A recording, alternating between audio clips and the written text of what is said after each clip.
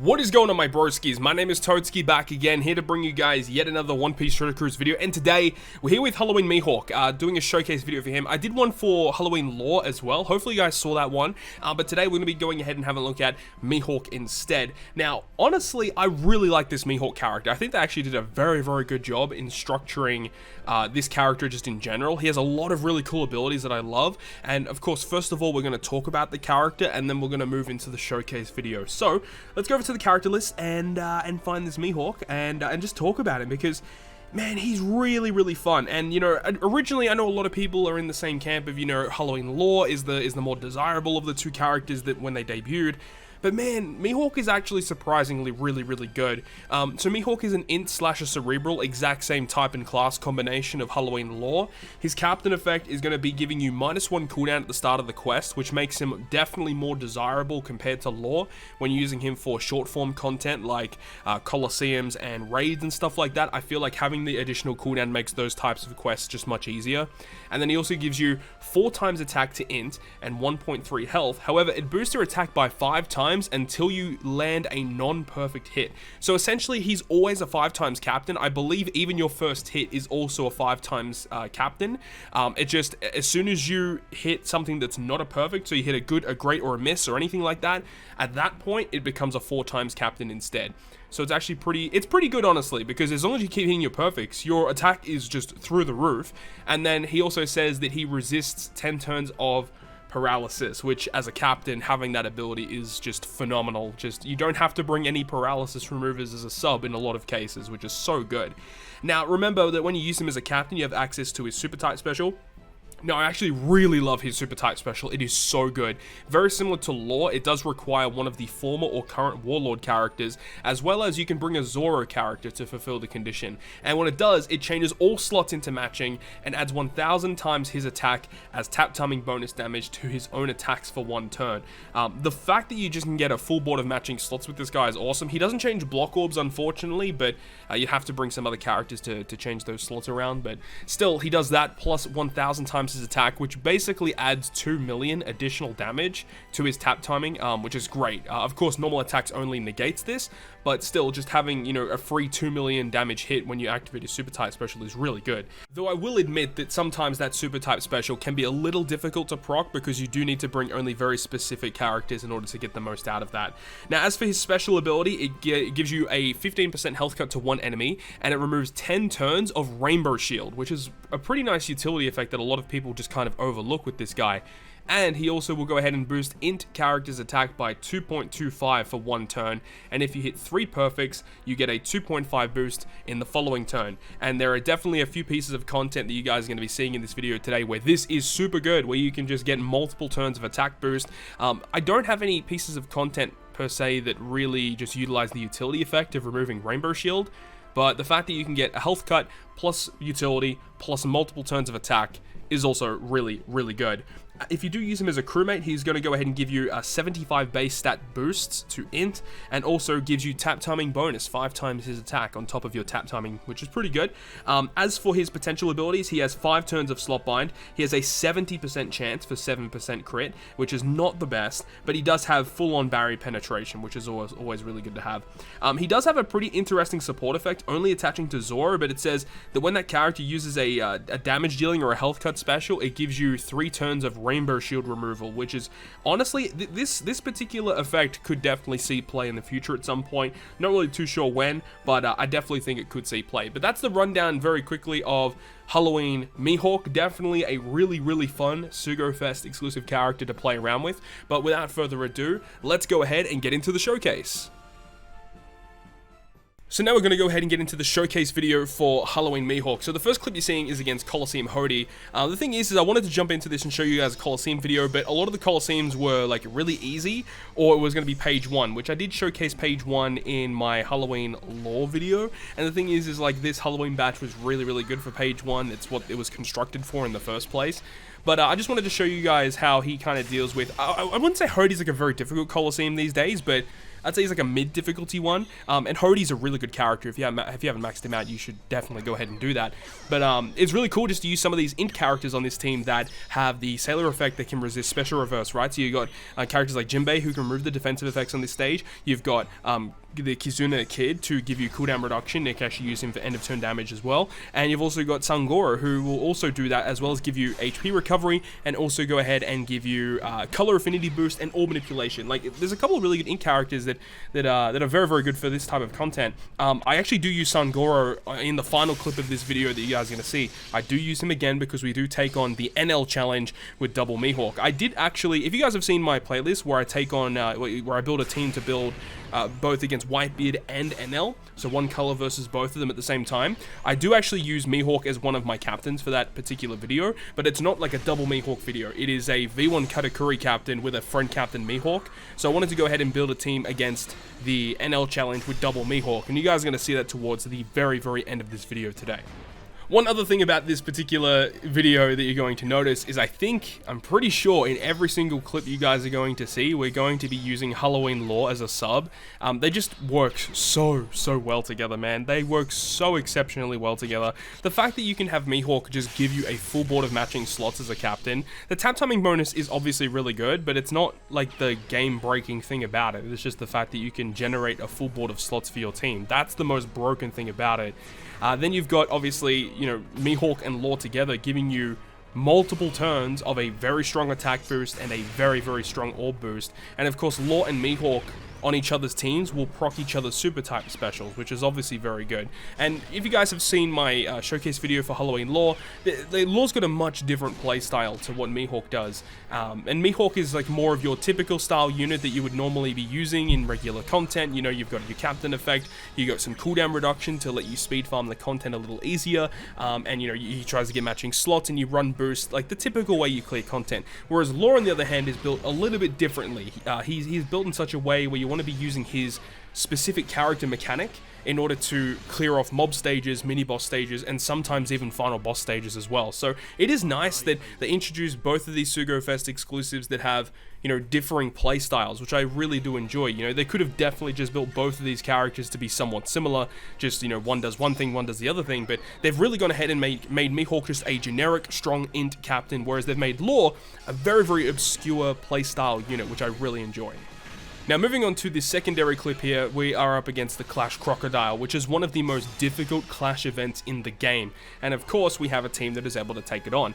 We actually have two different Clash events that you guys are going to be seeing in this video. We've got obviously this one here against Crocodile, and then following this clip, we're going to be taking on Clash Bonnie, which is also a semi-difficult event, because that particular event against Clash Bonnie does require very certain characters to be on your team. But speaking about Clash Crocodile, one of the main problems is that you get your health cut by such a significant portion, and he has end of turn damage, and then when you kill him, he revives, and the end of turn damage is still there. So unless if you have some really powerful damage reduction, or you're able to heal somehow, you are probably going to die. And the thing is, you get given like 99 turns of recovery bind, so there's no, healing isn't really an option here. It's actually quite annoying. Plus, when he does revive, he does give you despair, just lots of really, really annoying mechanics. But of course, we can go ahead and use someone such as 6+ Robin, who will give us the damage nullification, which is very, very useful to have, just to block all damage from anything. That includes end of turn damage, it includes enemy attacks, anything, right? We've also got Nami to get rid of the special bind. We have Lore once again to give us the orb boost. Technically speaking, we could have actually just went ahead and used Lore special on the Mr. 1 stage that you guys would have seen previously, because when you actually kill Crocodile, he gives you slot bind. So the orb boost doesn't really matter to have that at all, for the revive stage. So we could have just moved into this stage with a bigger orb boost and had an orb boost against Mr. 1. But that's neither here nor there. Still got the job done, which is great. And the special animation of Mihawk as well actually looks quite good. I do prefer Mihawk's special animation over Lore's though. I feel like Lore's special animation is a little mid. It just seems very boring, very generic. I mean, obviously you could say the same thing about Mihawk as well, but I just think Mihawk's animation just in general overall is more dynamic than what Lore's is, because Lore just throws a pumpkin and then slashes, but Mihawk just looks really, really cool. I don't know, man. I mean, Lore's a cool character and all, but Mihawk's Mihawk, man. I don't know, I really, really like Mihawk. He's a really cool character, man. And of course, we do have version 1 Rayleigh, because he's got some of the best utility in the game. And, obviously not in this team, but, in a lot of other teams, you can build him in such a way where you can use him multiple times per quest, which is really good because he's got that really powerful crewmate effect to reduce his cooldown anytime another. Is it anytime another unit uses a special, or is it specifically another slasher or fighter? I think it's anytime anyone uses a special, which makes him even better, right? And obviously Rayleigh can be used as a support on a Luffy character, but you know, there aren't really too many good int Luffy characters, unfortunately. That's a really big drawback, actually. This next clip, as I just mentioned a little earlier, is against the raid Bonnie, who, again, is a little bit of a tricky one, because with this raid, the big thing in this raid was the introduction of the fear mechanic. So you can see that our crewmates are inflicted with fear, and that can be a little bit of a problem, and specifically if you are trying to build an int team, there are like not many good int characters that resist fear and also get rid of like special bind, for example. The only one that comes to mind is that very weird, you know, East Blue rare recruit Nami. And she's like not a very common character. Not a lot of people have that unit.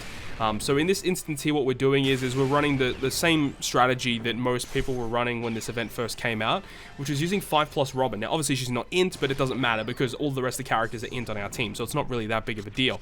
But having Robin with the support of Crocodile enables us to get rid of the special bind on Robin herself when we reach the final stage, which means that we can use her special to get rid of the special bind. We can get rid of the bind that are on our captains as well. Unfortunately for me, I kind of screwed up here because I did get inflicted with the remove SFX, or the blindness debuff, on stage 3 because of one of the enemies stayed alive, and unfortunately I got inflicted with it. But at least by the time we reach this final stage here against Bonnie, where it really counts, we do actually have the remove SFX removed, and we do have the special ability of Mihawk to give us the attack boost. We have the super type special to give us the orbs, and we also have the Baccarat to give us the orb boost, and also the chain lock from the support of Tesoro. So I did actually kind of lie. We're actually not using Law for this particular team, but it didn't really make a difference at the end. You know, we just needed one turn of a good boost anyway. And as you saw, we used Jinbei with the support of actually Halloween Law to give us the orb boost on that stage prior. So I guess I technically lied, but at the same time, yeah,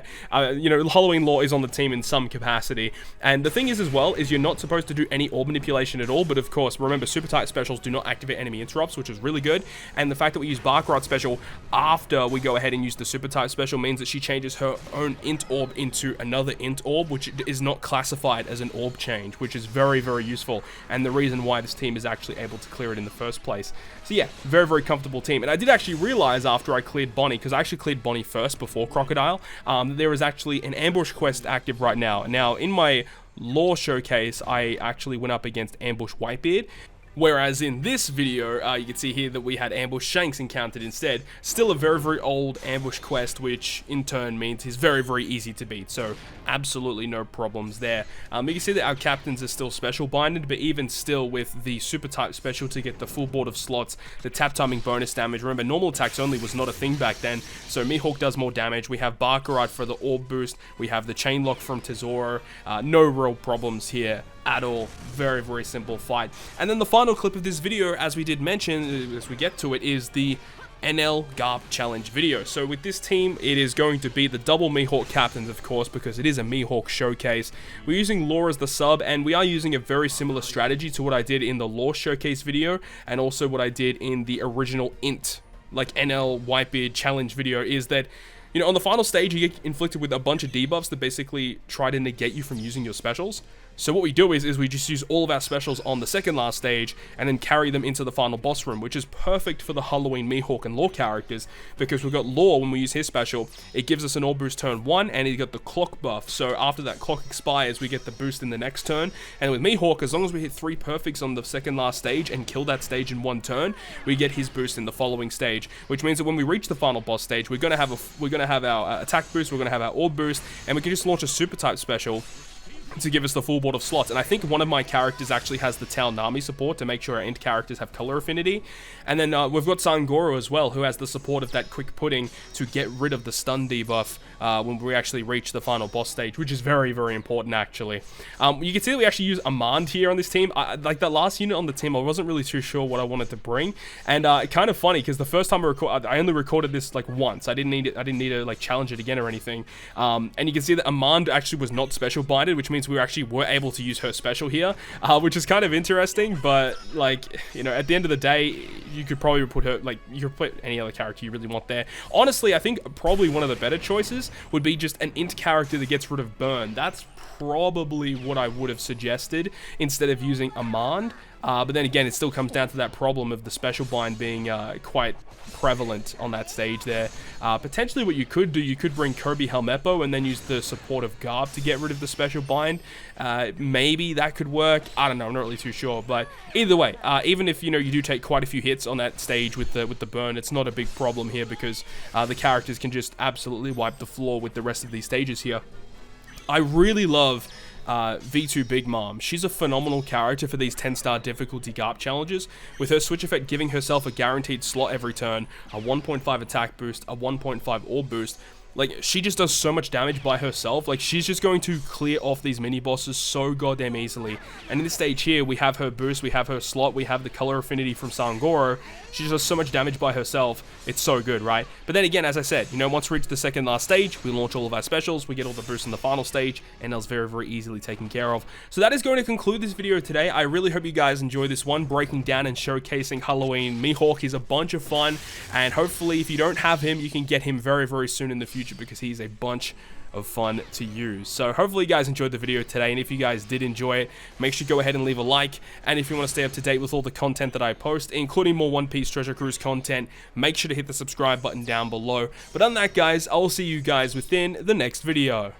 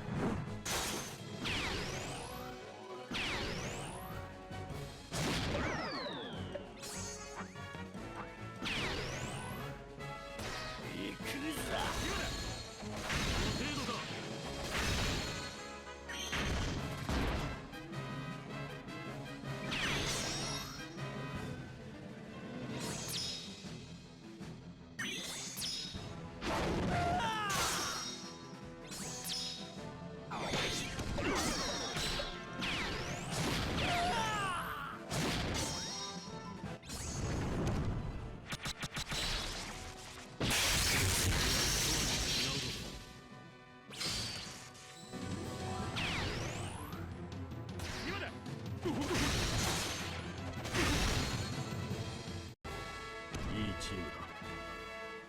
また会いたいものだ。